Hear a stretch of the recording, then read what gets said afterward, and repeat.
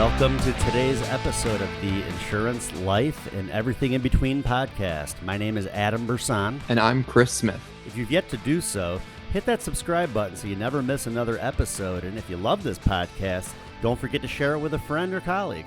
We greatly appreciate your help and support. Today's episode is from our agency's morning conference call where I interviewed one of our agents who wrote over 9,400 in premium last week, and she shared a lot of insight on just different ways that she generated that business and also how she obtained a whole bunch of referrals. So I hope you enjoy. All right, give me a second to get all the things set and plugged in and turned on so you can hear it as optimally as possible, and we can document everything for posterity's sake. Appreciate each of you guys being here today as we settle in for another week together. And boy, is summer gone quick. Summer's almost gone. And as I was scrolling Facebook this morning, talk about an unproductive activity, I already saw people posting pictures of their kids going back to school. Well, what does that tell you? That tells you that AEP is just around the corner. The fall winds are soon to approach. But hey, right now, all we can focus on is today and this week. And in this week, guess what? You control the outcome. In this week, you and nobody else controls the results. Not me, not Adam, not Waylon, not Innovative, not Humana, not the president, not Iran, not Israel, not your spouse, not your cat, your dog, your kids. You control the results. You decide the score at the end of the game, and only you decide if you win or you lose. Now, as much as this business is a team sport in many different ways, and as much as the power of community takes you further than most ever get operating as a lone wolf, you can't forget that at the very root of what you do, it's a you versus you battle. As much as we can take you half of the way, provide you resources, tools, concepts, products, carriers, leads, sales skills, personal experiences, and all that stuff, as much as we can take you half of the way, sometimes even 60%, you have to do the rest. No matter what happens on our end of the fence, you're the one that decides what takes place from there. Guess what drives you, or most of you, or I think many of you, to get where you want to go? The power to never have to check the price on something, the ability to be present in life in a way only small business owners and entrepreneurs and successful people get, the opportunity to impact lives and then impact lives impacting generations after that initial sale. The opportunity to impact communities that are important to you that are often underserved or overlooked by the rest of financial services. And I guess, or I believe, or I know that for many of you, the motivation to get up and get out each day is to prove that the dream that you had one day when you took your insurance licensing exam, the dream you had when you bought your first set of leads or filled out your first carrier contract, is to make it a reality one day at a time. Thank you for being here and for dialing in daily, investing in what works, and investing not only your time, but your money, your energy, and your desire to make this business what you want it to be, and in turn, make this agency what we look to will into existence every single day. I believe, and I think you do too, your presence shows that we continue to build something pretty amazing here. An agency and an organization focused on community, the collective good, getting better every day, not settling for second best, not ever being satisfied for achieving average results, who accepts the good with the bad and finds each moment of adversity as an opportunity, nothing more. A lot of people in this industry find moments of adversity reasons to complain, justifications for failure, acceptance of average. We look at moments of adversity and think to ourselves, well, where's the opportunity in this? What can we do better? What do we do wrong that put us in this position?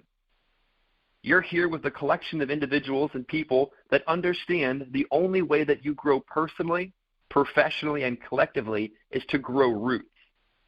If you've been around longer than a year or so, you've heard that training, that Monday conversation before, but envision this for me for just a moment.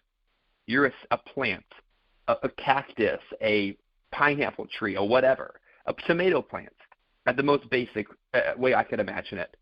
And the only way that plant, that tree, ever grows big and survives the storms that come through is to grow roots, not to unroot every time the wind blows, not to try to plant themselves in greener grass, but to grow roots, grow tall, and survive the storms in business that are guaranteed to be there.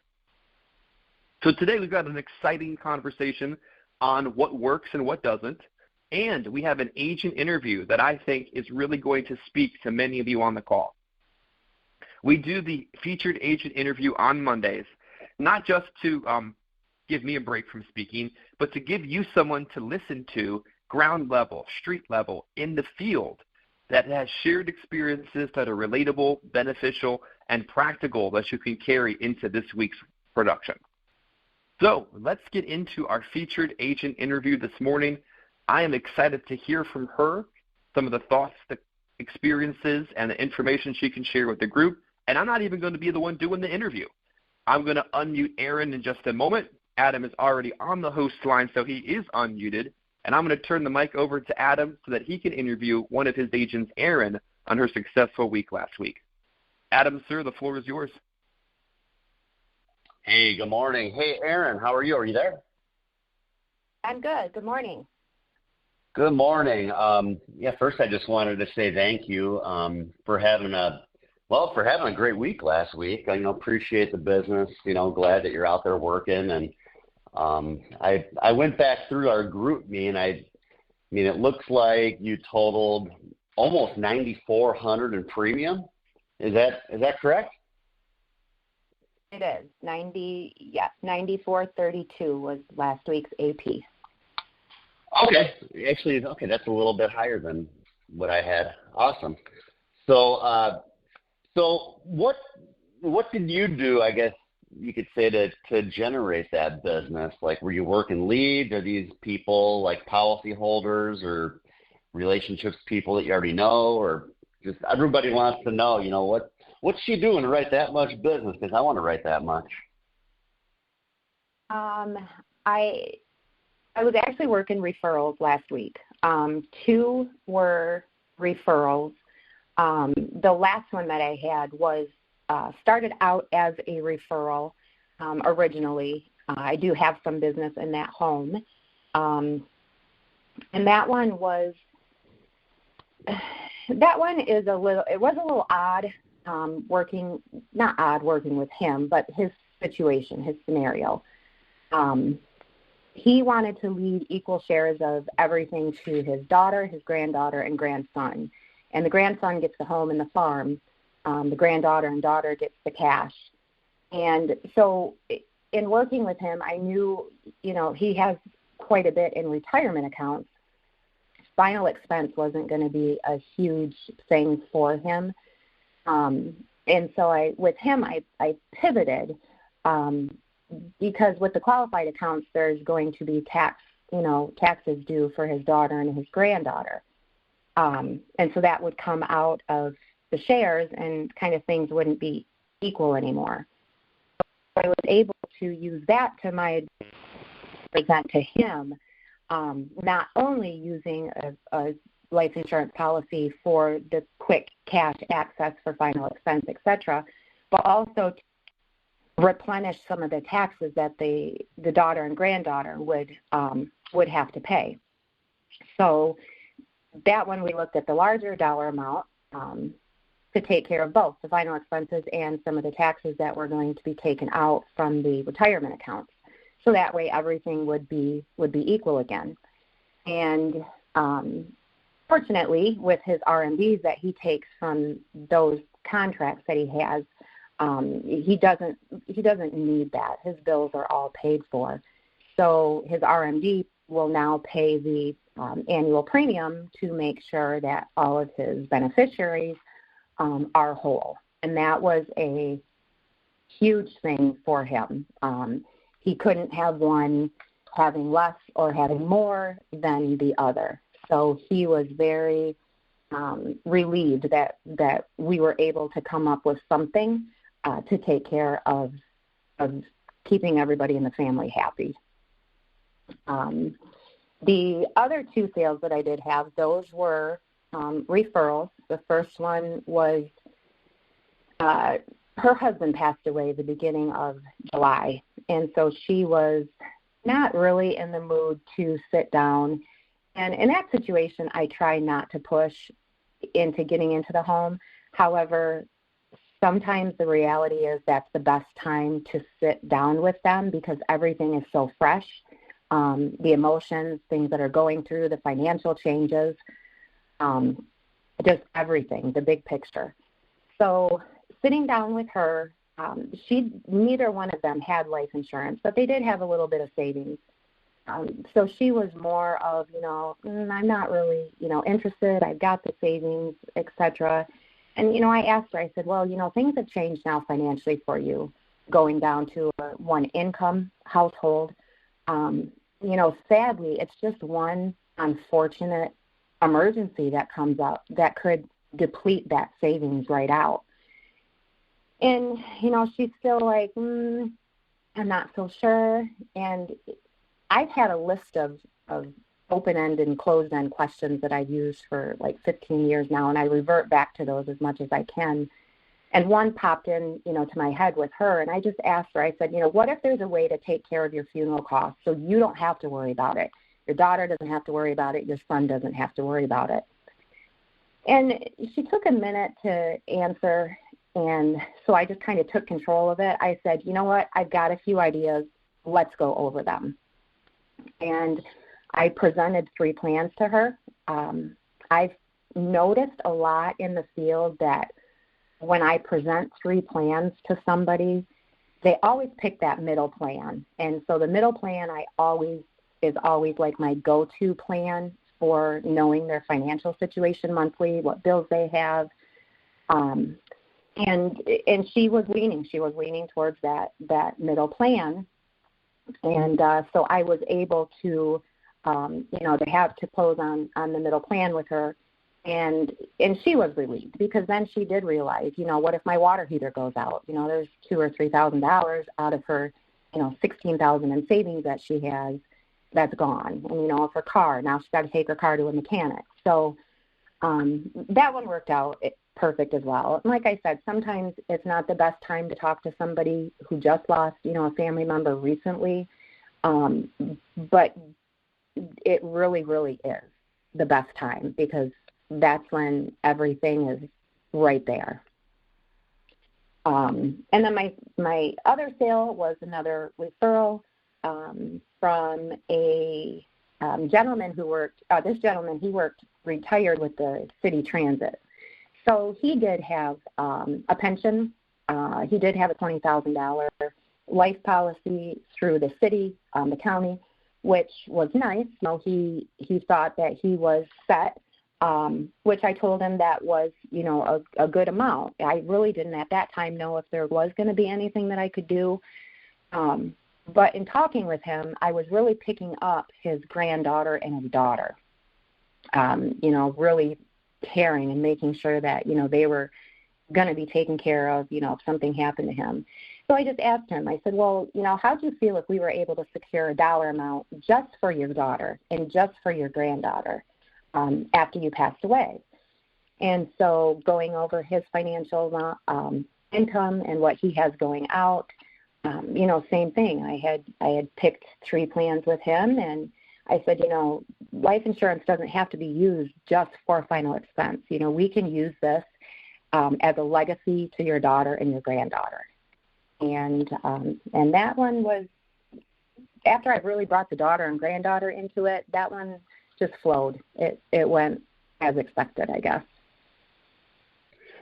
Awesome. Well, yeah, just everything you said, boy, you talk about just different ways of kind of communicating to the client, like the first one, the guys that just like you mentioned, like the tax savings, like any investments. You're paying taxes on, but life insurance, you're not.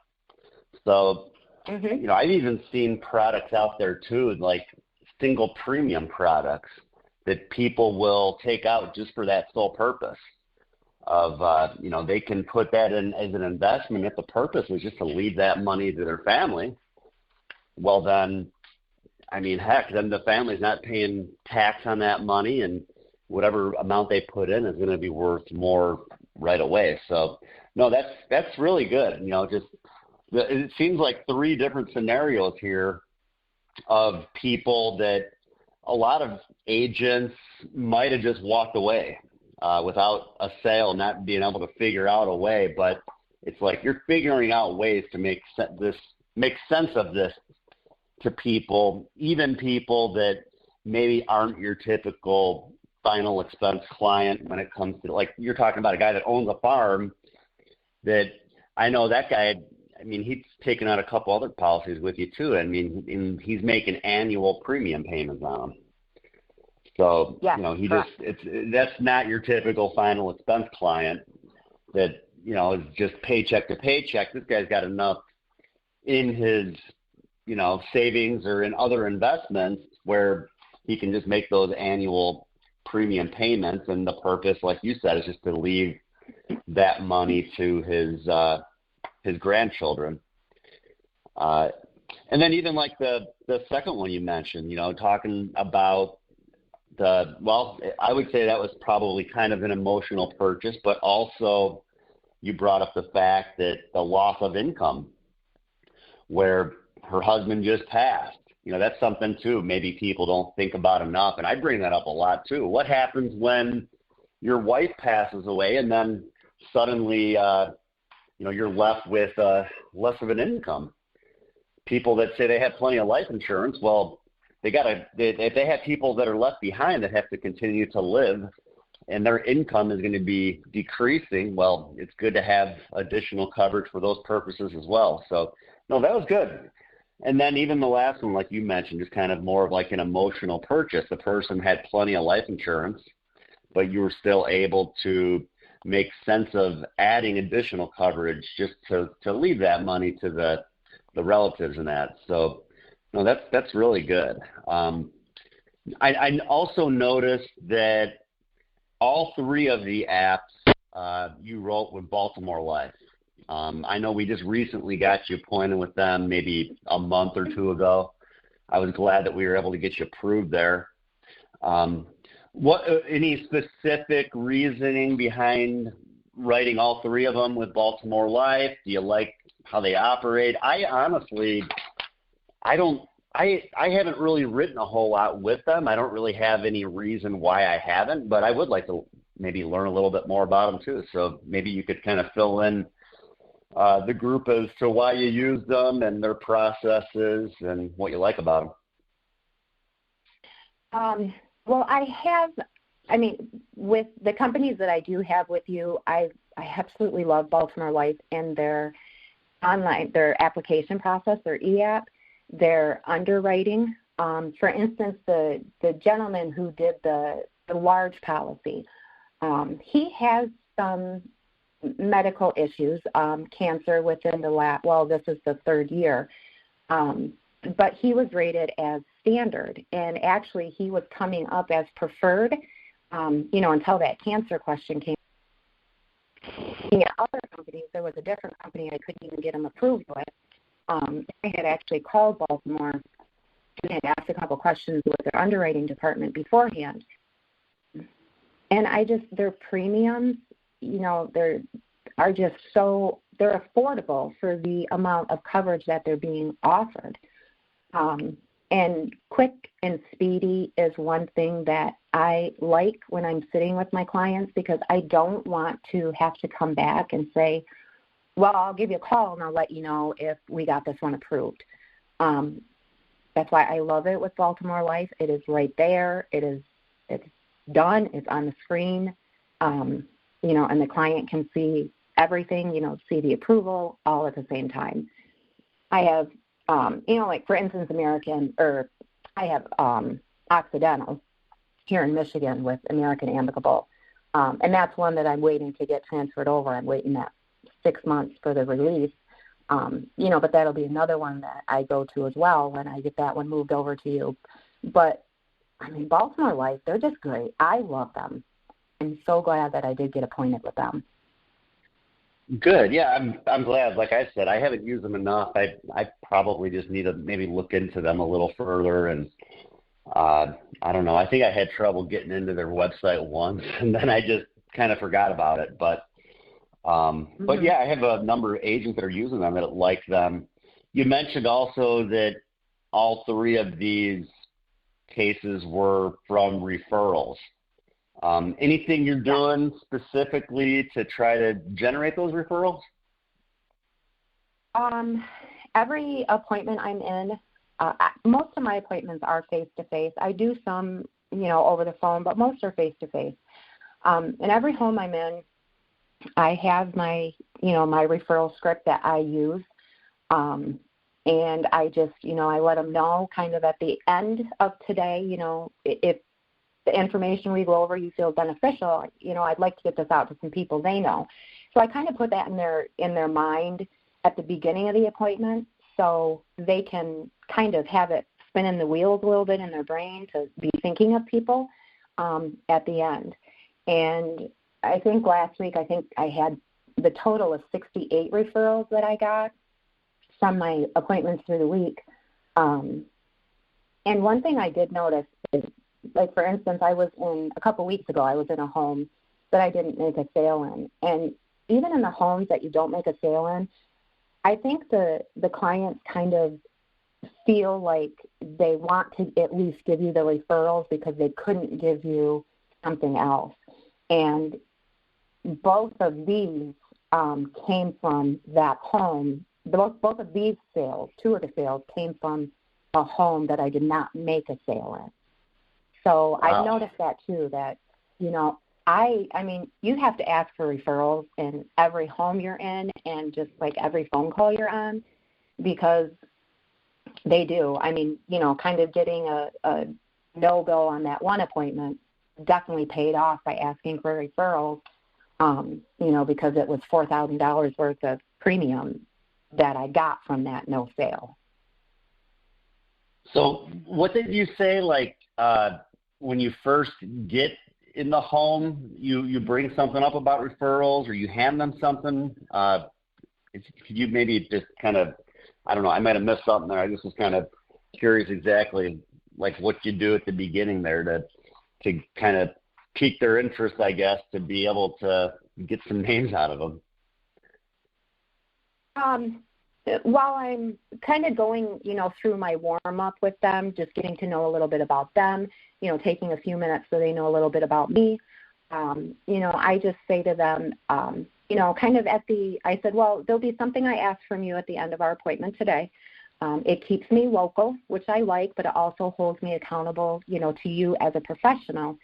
At the end of our meeting today, I'll ask you for some names of some people who you feel will benefit from the information that we go over today. I'll say, not our specific information, and they'll laugh, but just, the general information that we share today, go over.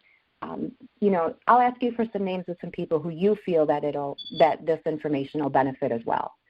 And then I'll just go into our meeting, go into it then. But I put that in their mind ahead of the appointment so they can kind of be thinking through the appointment.